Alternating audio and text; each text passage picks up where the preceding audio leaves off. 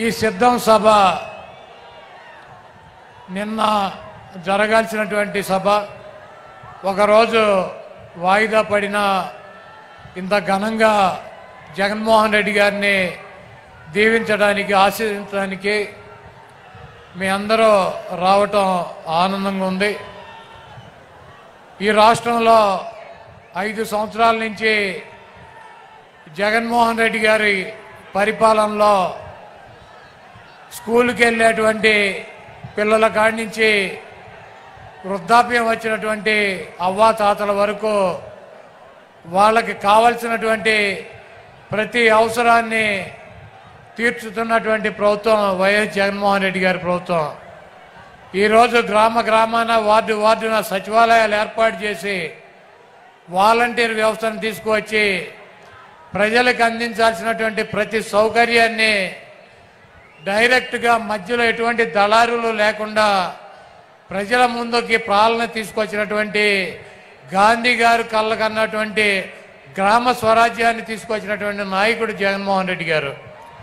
అదేవిధంగా స్కూలు పిల్లలకి వాళ్ళకు కావాల్సినటువంటి ఇంగ్లీష్ మీడియం విద్య, వాళ్ళకు కావాల్సినటువంటి బట్టలు, పుస్తకాలు, తిండి అన్నీ కూడా ఒక తండ్రి స్థానంలో చూసినటువంటి వ్యక్తి జగన్మోహన్ రెడ్డి గారు.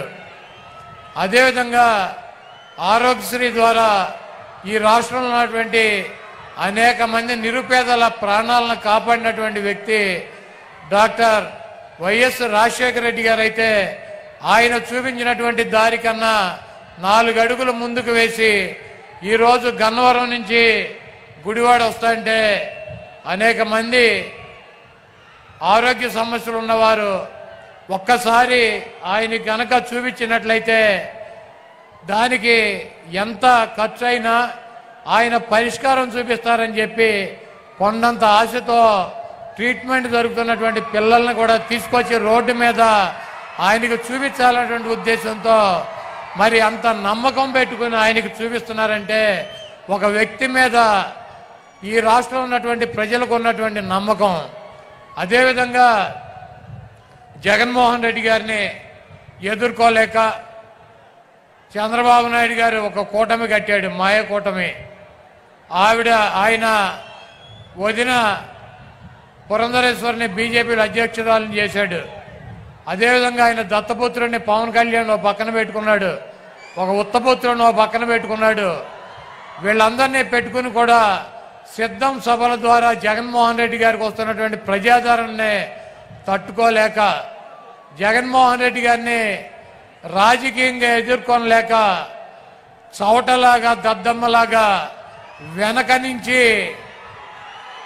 జగన్మోహన్ రెడ్డి గారిని భౌతికంగా ఇక్కడి నుంచి తొలగించాలన్నటువంటి ఉద్దేశంతో మరి మొన్న అర్ధరాత్రి విజయవాడలో ఆయన మీద దాడి జరిగింది. ఆయన ఎప్పుడూ ఒకటి చెప్తూ ఉంటాడు, పైన ఉన్నటువంటి దేవుడు ఆశీస్సులు ఉన్నాయి, ఇక్కడ ఉన్నటువంటి ప్రజల ఆశీస్సులు ఉన్నాయని చెప్పి. అన్న మీకు తప్పకుండా ఆ దేవుడి ఆశీస్సులు ప్రజల ఆశీస్సులు ఉన్నాయి కాబట్టి మీకు ఒక అంగుళం పక్కకి జరగల, ఒక అంగుళం కిందకి జరగల. మీకు బలమైనటువంటి నుదుల మీద తగిలి అది ఆ దేవుడు మిమ్మల్ని కాపాడాడు. ఆ ప్రజల ఆశీస్సులతో మీరు రాబోయే రోజుల్లో తప్పకుండా ఇంకొక 50 రోజుల్లో ఈ రాష్ట్రానికి ముఖ్యమంత్రి అవుతారు. చంద్రబాబు కాదు కదా, వాడి బాబు ఖర్జూర నాయుడు వచ్చినా కూడా మీ ఎంట్రిక ముక్క కూడా పీకలేడు.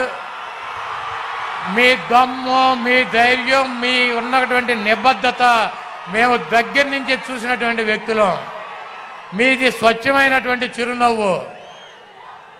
మీరు చెప్పినటువంటి మాట తూచా తప్పకుండా నిలబడేటువంటి తత్వం మీది. ఒక ఓటు కోసం, ఒక పదవి కోసం ఒక్క చిన్న అబద్ధం కూడా మీతో చెప్పించలేనటువంటి పరిస్థితి 5 సంవత్సరాలుగా మేము మిమ్మల్ని దగ్గర నుంచి చూసాం. ఒక్క చిన్న అబద్ధం చెప్పండి అన్న అని చెప్పి బతిమాలలో కూడా ఒక చిన్న అబద్ధం కూడా చెప్పించలేము ఆయనతో.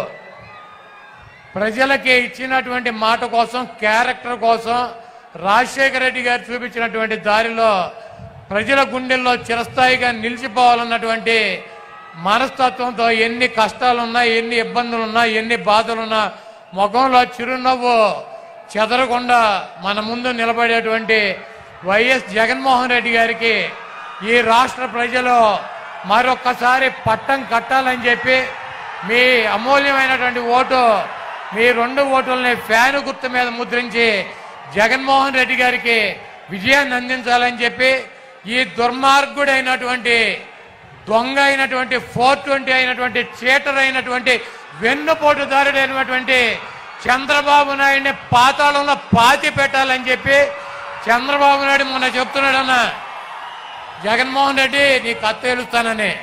చంద్రబాబు ఇదే నీకు ఆఖరి ఎన్నికలు. జగన్మోహన్ రెడ్డి గారు అంతు చేల్చాలంటే నువ్వు ఒక జన్మెత్తాలి, ఇంకో జన్మ.